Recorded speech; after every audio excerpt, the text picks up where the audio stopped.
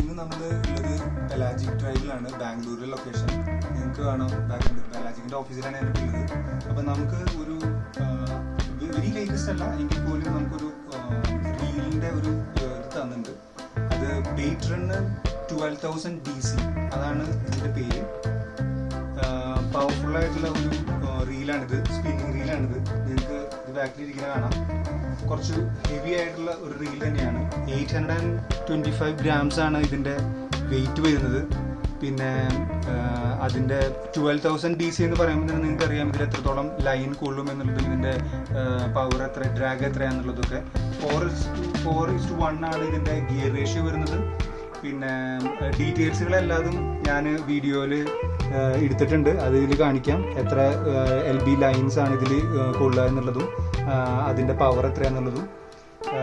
ഒരു സോളിഡ് ആയിട്ടുള്ള ഒരു ഷിമാനോൻ്റെ ഒരു സ്പിന്നിങ് റീൽ തന്നെയാണിത്.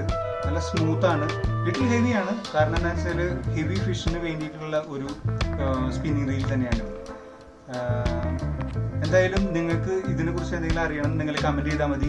ഞാനിവിടെ പെലാജിക്കിൽ വന്ന് അവരടുത്ത് ചോദിച്ചിട്ട് അതിൻ്റെ എന്താണ് മറുപടി എന്നുള്ളത് ഡീറ്റെയിൽ ആയിട്ട് തരാം. നമുക്കിവിടെ പെലാജിക്കിൽ ഷിമാനോൻ്റെ എഞ്ചിനീയർ തന്നെയുണ്ട്. സോ നമുക്ക് എന്ത് ഡൗട്ട് ഉണ്ടെങ്കിലും ചോദിച്ചു കഴിഞ്ഞാൽ എക്സ്പ്ലെയിൻ ചെയ്ത് തരാൻ ആളുണ്ട്, പ്രൊഫഷണൽ ആയിട്ടൊരു ആൾ തന്നെയുണ്ട്. അത് നമുക്ക് ചെയ്യാൻ പറ്റുന്നതാണ്.